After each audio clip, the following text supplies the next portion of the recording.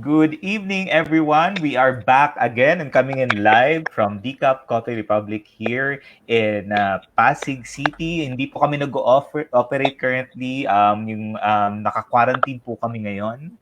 And we're following the rules of the government to be in a quarantine area for us not to be able to, the virus. And currently, we are live here at Life Coach Philippines. And thank you. I am Coach Sean, and with me is my better half. Coach Teen? Ayun, Coach Akala Teen. ko sasabihin. We are from Pasig City. and Sounds happening now. and this one we're doing it pangatlong ano na po namin to run. It's a Two marathon. of the hour. Who of the hour. Nag-start po kami kay Coach Sam, tapos kanina po with Coach Pai, and now with Coach May. And we're doing this as a service from the Institute. We represent the Global Institute for Coaches and Entrepreneurs from Dallas, Texas, USA, to provide additional help or support po to maintain our sanity. Currently, we know that some of you might be fearful, might have an anxiety of what's happening right now, especially with the coronavirus. And alam niyo po, yung nababasa natin, some of it are negative, some of it are positive, and would just give you the avenue to really take a look at things in a different perspective. If you are watching us, we would appreciate if you can share this video so other people can be blessed and to hear Coach May, and really try to understand what's happening in the different parts of the region. Yun, Coach May, thank you po for joining us. If you can allow the audience to get to know you better, if you can introduce yourself, what do you do, and the things that yung sa community mo, and where you are right now, where you're currently at right now. Okay, good evening everyone. My name is Coach May. I'm from Tacloban City. And then just today, the city has started the community quarantine wherein one person per household only can go out of the house to buy the essentials. And my kids are already on Google Class to Yeah. cope up with the days that they're going to miss for this quarantine.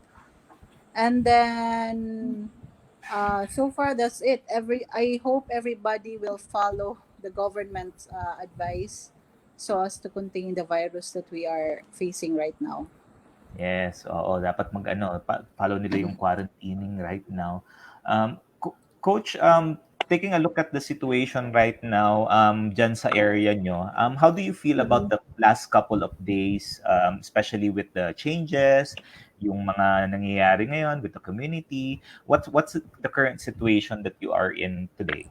For a couple of days, I noticed most of the people are currently in panic buying because of the fear that there might not be enough goods for our food supply for everybody. And then a lot are worried because some of my friends, their business are affected because of the advice from the government of the closure of such.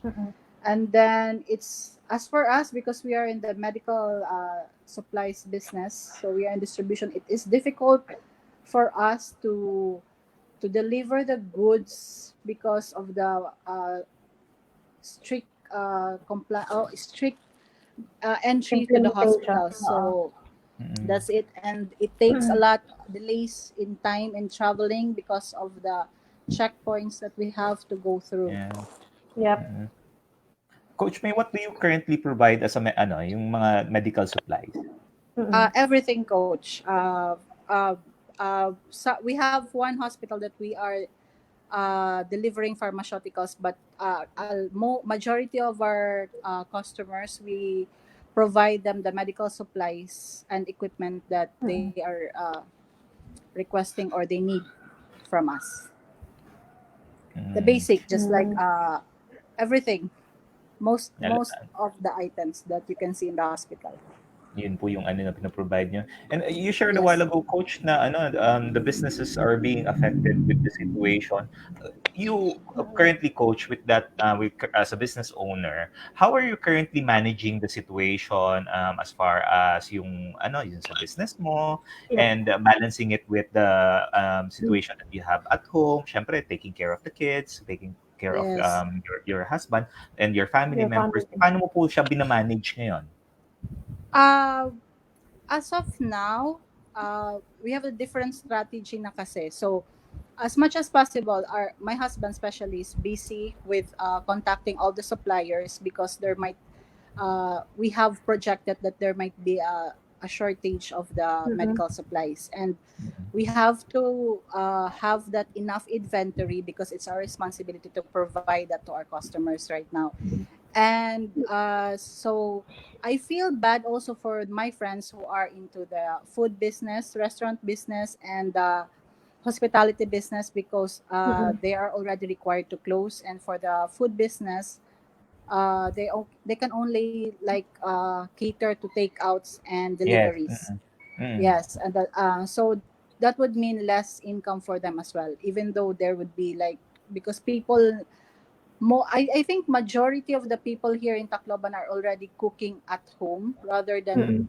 Mm-mm. Eating they'd out. rather what do you mean they'd rather uh bulk up or store up on their Food. pantry and Mm-mm. cook home cooked meals rather than ordering to provide Oo. to prevent from exposure, I think. Yung And mga ano then sanay 'no, kumain sa labas. Mm. oo, medyo diet muna. And then for the as a mother, it is more challenging because I am at the same time taking care of them because there's no tutor, there's no teacher, so I'd be the teacher and I'd be the tutor at the same time. So it's more like additional task for me for this time. But uh, the good side is it's more like there's more time for family bonding. You get Yes. Mm. to see things that you haven't noticed for a long time because you're all busy doing what you are doing daily. Oo. And yun nga yung na-share din kanina ni Coach Pai is really having a different perspective of seeing the kids when they wake up and when they go to sleep. Yeah, that's true. Coach, how did the current situation change for you? Sabi mo nga kanina, ngayon nagluluto na. Yes. Paano mo po how are you taking advantage of a situation where I would think, and correct me if I'm wrong po, no, na you're busy sabi mo kanina busy sa workplace, nasa labas ka Yeah. and you're taking care of it, and right now you're given an opportunity to really have a deeper emotional connection with the children. Mm. Papaano po yung how do you see that situation right now na nakakapagluto ka na po at nakakapag-tutor ka na din sa mga bata? Okay. I noticed that they're more happy with the current situation right now.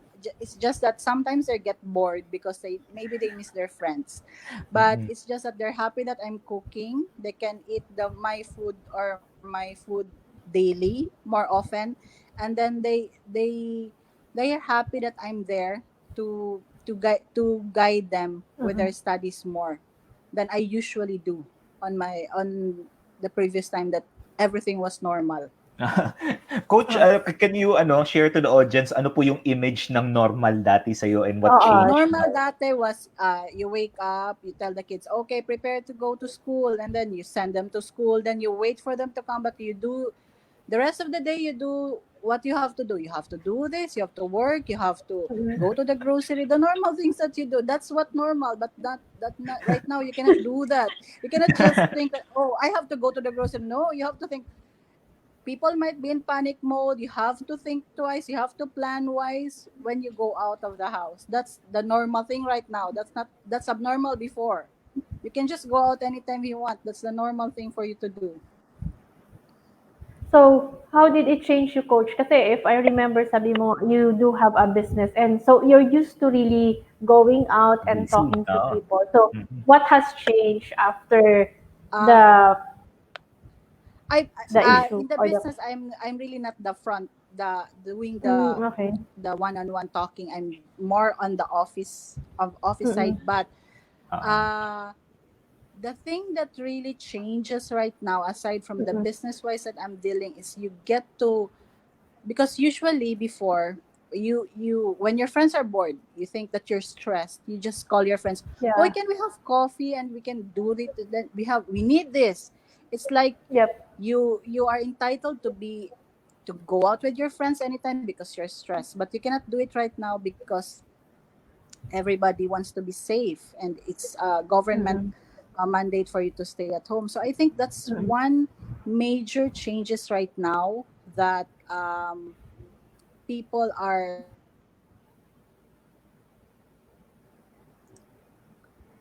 okay. Okay. I think we lost. Naputol ka, Wow. coach. People Well, are, parang ano nag-lag ka, yung coach. nag-buffer? People People are, are. Parang parang medyo nag-stop ng few seconds, but it's okay. Yeah. yung narinig namin, coach, people are, ano po yung kasunod? People are, I think, missing maybe, I don't know how to phrase it, but I think people now are missing their friends, like going Mm, out with the normal thing that you girls day out like that, because people tend to like think that they're overstressed, they're overworked, and they are entitled to go out with their friends. I think that's the mm. one that's missing right now. You cannot Yun yung just do it. nagbago, no? Mm. Yes. Mm-mm. And, So, go ahead, Coach Tin. so how are you responding, coach, with the current COVID scare, and how are the kids? How do they see it? Do they experience fear and anxiety? uh Not really, because I think the kids are more happy than they are because they're at home. Maybe Mm-mm. because there's less responsibilities, because online classes are just, you can do it just anytime. You don't even have to take a bath in order for you to attend the online class. Even Yeah. if you're So wearing I think shorts. it's more lax, and they're happy Uh, that their responsibilities are lessened. And as to the COVID scare, I don't think they are really understanding the mm-mm. the threat that we are Mm-mm. facing right now. So Mm, it hasn't really sink in into their minds, but I'm just reminding them that we have to do this. We have, because I'm paranoid with, you have to wash your hands, you have to do this, you have to do this, because please, don't go out when somebody's outside. You cannot talk to them. You cannot, like that. So I think they haven't really understood the seriousness of this matter right now. I Mm-mm. think they're more just happy with the less responsibility of school activities that they are handling right now. Coach, what you've shared a while ago, yun nga yung thinking about any potential na baka pag lumabas kayo, you might get Mm-mm. the virus. You Mm-mm. as as a mom, as a loving mom to your children and to Mm-mm. your husband and the people around you, how are you currently processing those thoughts? That if even if all of the the commotion or the yun nga kanina nagpa-panic buying, that you're able Mm-mm. to respond on a positive way where sabi mo nga ngayon your children are not really getting the grasp out of it Mm-mm. because kung titingnan ko siya, coach, mukhang hindi ka din nagpa-panic diyan, parang chill ka lang. Mm-mm. Paano mo siya pina-process? Kasi Yep. sabi nga ni Coach Cherry Pai, ni Pai kanina, na at the end of the day, if the parents are responding positively, Yeah. the children would respond positively too. Positively. And what I'm receiving from you is yun yung yun yung nangyayari sa'yo na yung mga bata okay lang nag-enjoy, pabor lang sila kasi wala Mm-mm. nang ginagawa. And how Mm-mm. you as a parent, as a loving parent, how do you manage that so that for the audience who's watching there na nagpapanik din sila, hindi alam kung anong gagawin and then they don't know what to do, for them to be able to understand kung paano mo siya minamanage now. I'm always, as a person kasi, coach, I always think positively. Ayoko kasing ma-stress masyado Mm. for the Mm-mm. things that is beyond my control already. I Wow, mean, beautiful. masyado na negative yung naririnig mo. I really keep it on mind na hindi ko masyadong dinidibdib yung mga negative, kasi baka maparaning ako. Mm-mm. So, as for before kasi, before this, when I heard about COVID already, I was already starting to slowly, I mean, buying things in the grocery. So there was no panic yet. Everybody was relaxed then. I was already, my pantry was already full. So like I'll do Mm-mm. this. I bought the mask. I have mask already. I have alcohol already. So when the time that there was already panic, I was already at home. So I already told my uh, everybody here, my house staff, my office staff. I already informed them what to do, how to do with their daily lives. So I think that helps. That's why hindi ako masyado nagpapanik talaga nowadays. And then you just Mm. have to think na binabasa ko lang yung may mga recoveries, how those Mm. people na nag-infected na sabi, iniisip ko na lang, so hindi naman pala talaga grabe. So if ever you can stay at home, you just have to support yourself, make yourself healthy lang in case naman you're unfortunate to be infected. So I always think lang ganon lang masyado para wag nang kasi pag nagpapanik parang feeling ko you cannot think properly kung ano dapat mo talagang isipin. So parang ganun lang Mm-mm. iniisip ko, coach. So, how do you think life coaching has helped you with the process? Mm. Life coaching has really helped me a lot, not just for today's situation. Mm-mm. Uh, Siguro yung life coaching is a blessing because it helps me as a mom how to deal with them properly.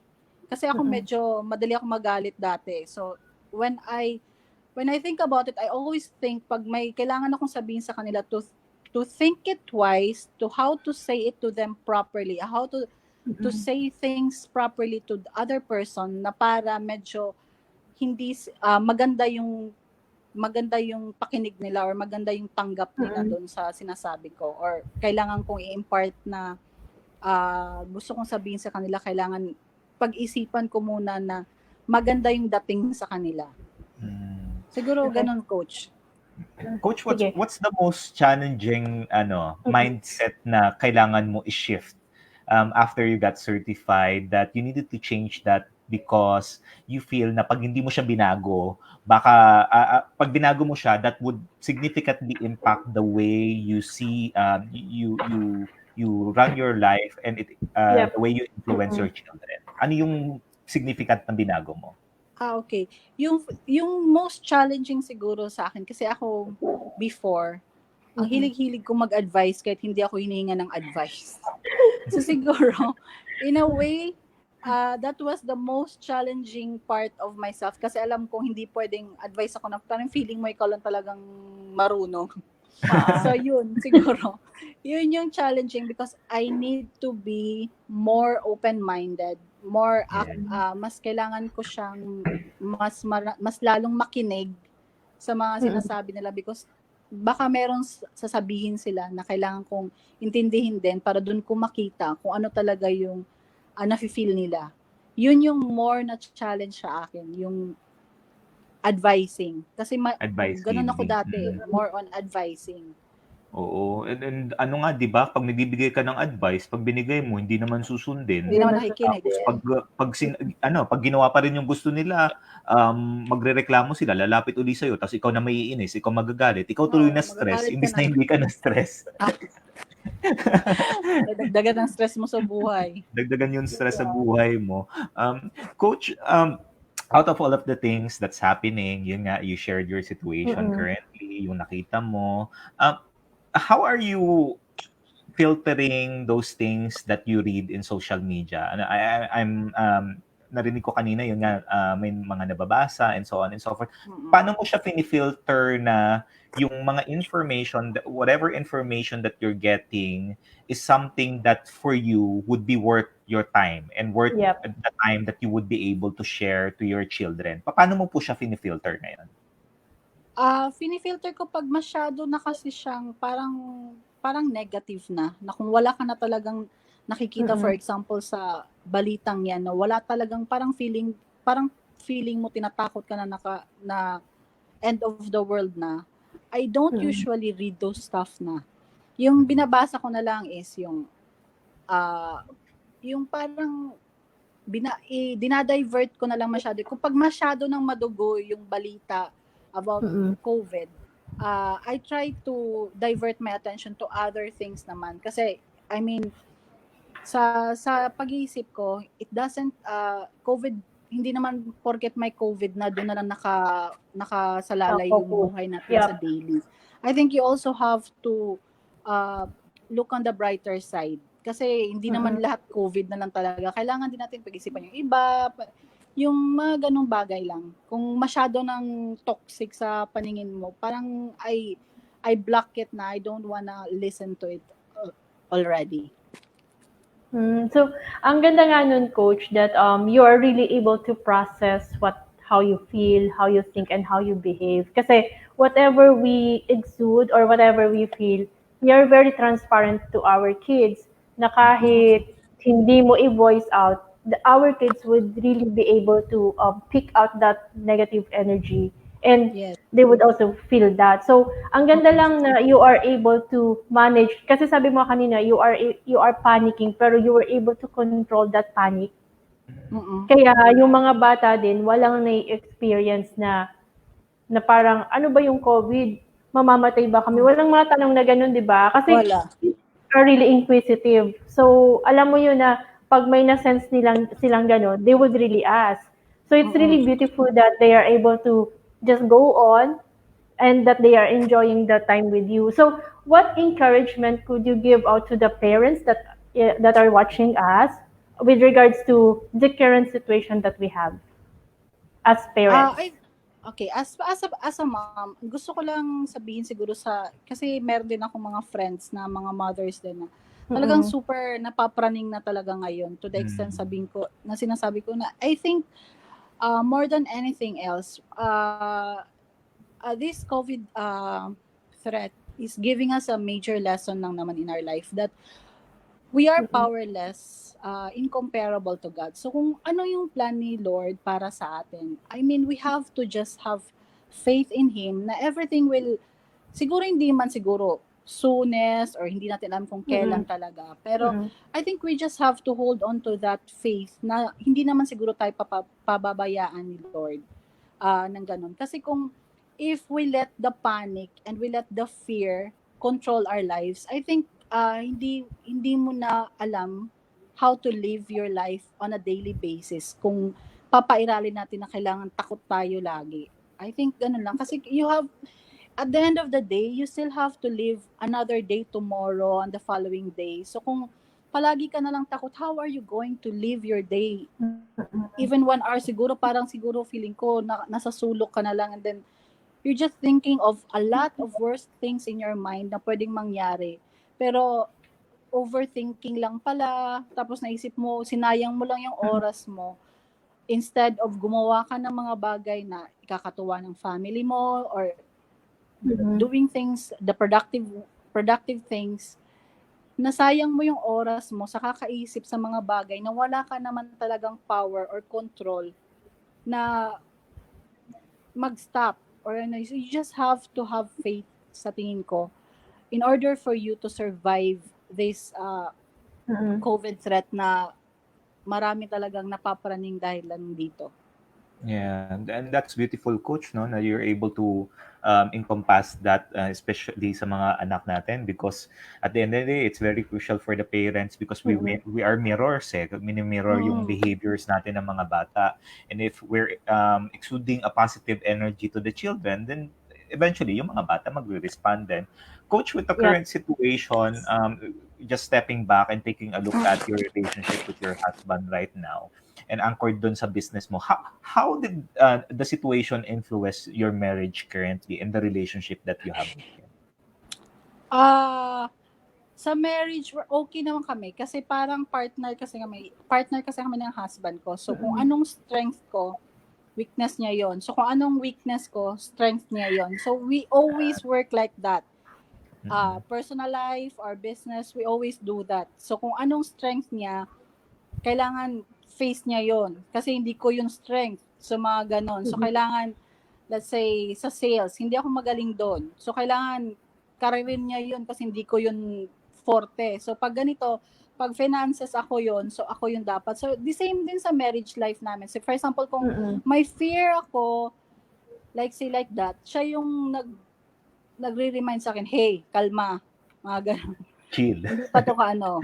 Pag Galing. napapraning, so kung siya naman yung praning, ako naman sabi, sandali, break muna, think of kalma lang, kalma, kaya natin to, mga ganun lang. Maybe sometimes dinadaan na lang namin sa tawa, pero I think it works for us in all aspects of our life. Parang nag-work naman na ganun yung relationship namin so far. Coach, what's one thing that you can appreciate now with the situation that's happening sa marriage mo? Sa marriage namin, we get to spend more time, 24 hours a day, kasama lang kami dito.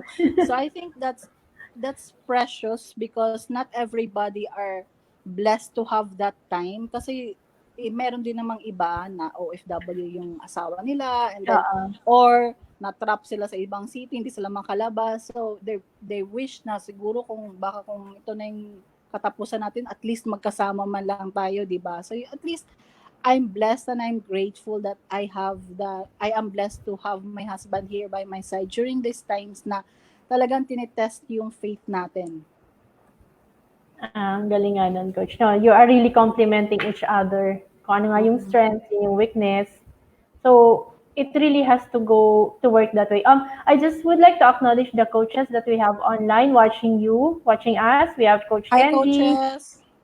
Coach Joseph. We have Coach A as well. We have Coach K, Coach Rizel, and Coach Nars Marife. All the way from Tacloban, si Coach Marife. And we have Coach.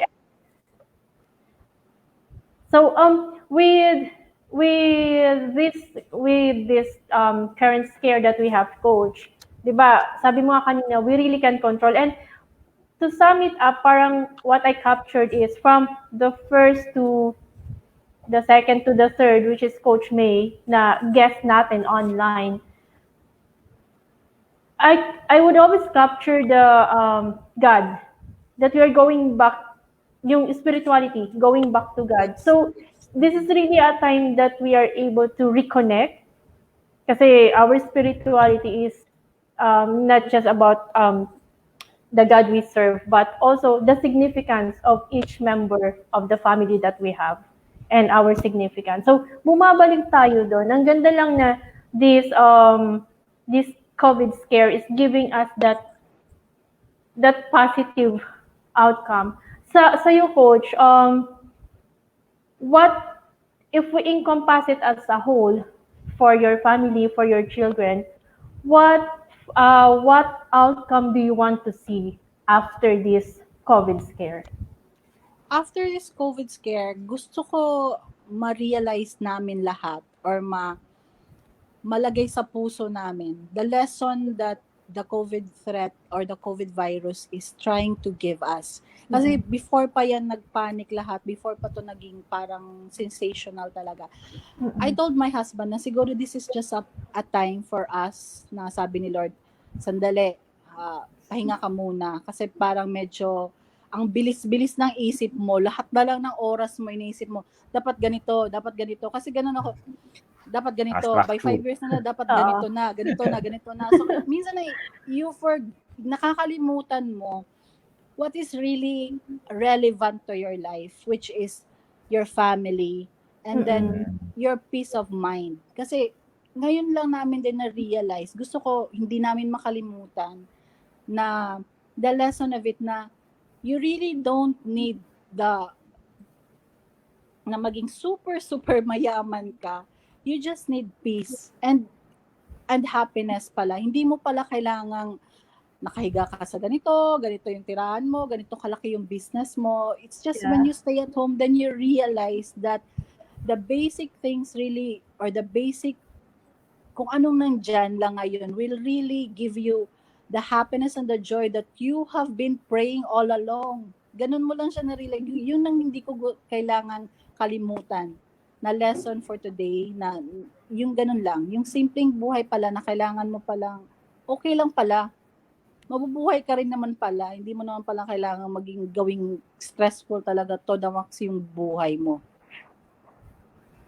Well said, Coach. Ang ganda ng message na yun, na you are able to realize na everything that we have is not what we really need, but Yes. it's just the basic, our relationship with God, our relationship with the people around us, especially our families.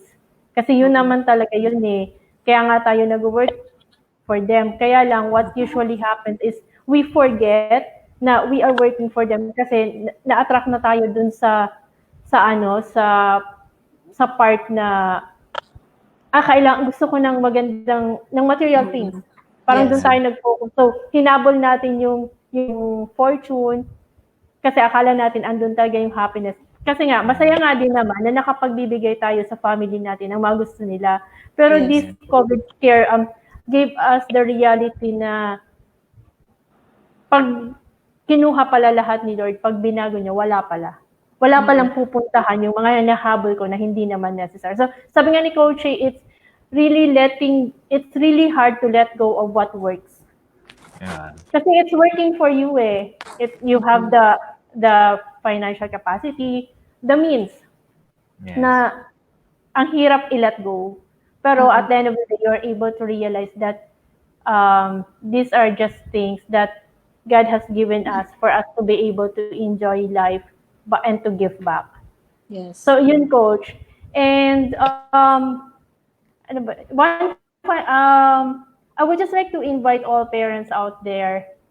You can now see how life coaching has helped these parents, our life coaches who are parents as well, on how Yeah. they are responding. Diba, isn't it na parang ang ganda, akala mo, of course, we are also anxious. May mga worries din Mm-mm. naman kami with the current situation, di ba? Pero All sabi naman. nga Yes. natin, life must go on. So, if you wanna have that peace of mind, sabi nga kanina ni Coach May, if you want to have that peace of mind, and you are already burdened, especially with the transition na kasama mo yung asawa mo, yung anak mo 24/7, na dati hindi naman, Mm-mm. parang, and you are having difficulty now adjusting to the relationship, especially with the communication. Kasi minsan, yun yung medyo mahirap ibalik agad dahil nasanay nga tayong nasa labas, tapos sila din nasa Yes. labas. Yes. If you want help, reach out to us. Connect with us through Coach Rizel. Her number is 0917-586-1661, or you can also reach out to us through Life Coach Philippines.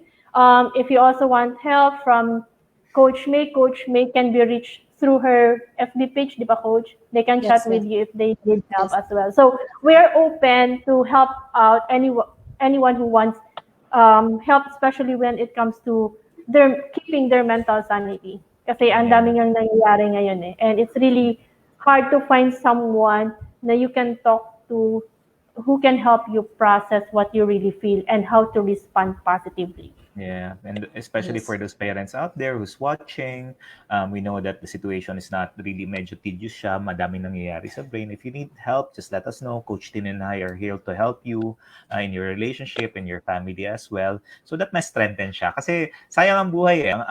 Yes. Really the point here is to really enjoy the fruits of your labor with your family. Hindi naman yung Yes. pera lang eh, yung really the time with your family. Coach May, for the audience who's watching you, please share some final words with them about what's happening right now in your life and some words of encouragement to them. Okay. Sa mga tao dyan, medyo kalma lang tayo. And then, wag nating kalimutan to be kind in any way that you can. You just have to, kahit may makita ka man dyang infected or whatever, may narinig ka man, just be kind. Dahil hindi naman nila din yan choice. Yes. Yun lang. Because you just have to feel kung ano din naman yung nararamdaman nila. Dahil hindi naman nila sinadyang ma-infected kung sakali man. Just pairali natin Ayaw yung naman nila yun. kindness. Hindi naman nila choose. It's just And I like think yun, draw lots yan. Draw lots yan. Kung naswertihan ka, ikaw yung Yeah. infected. So you have to really have empathy kung ano yung mararamdaman Yes. nung nasa kabilang linya. Yun lang yun. Beautiful, beautiful.